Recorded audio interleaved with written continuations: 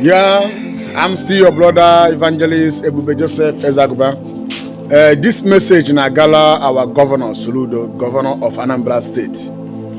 Governor Soludo, I know ihe kwuru na ndị mmadụ pụta asụwa bịa zụọ afịa on Monday nke ikwu n'Ọnịcha. Ọ dị mma, ihe kwuru dị mma. Mana Soludo, achọrọ m ịgwa gị ọdụ ihe na-ezinye ndị mmadụ na mbụ, ị na-asị ndị mmadụ na ha bawa n'ọfịa jee kọwa nne. Ọfịa ọsụbela asụ, ị na-agwa ndị mmadụ gaa n'ọfịa jee kọwa nne. Ihe ọ suppose ibu ụzọ wee mebụ ọsụcha that ọfịa o wee sị ndị mmadụ ngwa jee kọwa nne. Soludo, ị na-agwa ndị Anambra na ha jee n'ọfịa jee kọwa nne ebe isubela ọfịa, and ndị ga-asụ ọfịa abụlọ normal people, ọnụ bụ ndị politicians bụ ndị ga-asụ ọfịa ahụ. Ịmaga ọfịa na-ekwu maka ya, ịma the reason o ji wee na-eme sit at home, and many people are trying go ka they sit at home end there, they couldn't.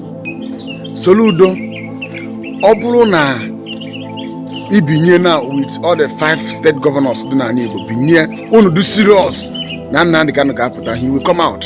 Unu do very serious, si ọnwụ na ndị Nigeria gọọmenti ga-erelease ya. I'm telling you the truth, under 24 hours Nnamdi Kanu ga-apụta. So biko unu etizi anyị na danger.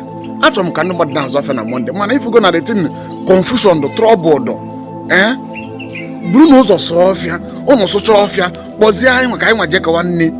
Anyị ga-asụ nwa ọfịa, ọfịa bụrụ ibu, ọfịa karịla ya ọnụ, ọ bụ ndị politician ga-ejesụ nwa ọfịa ahụ.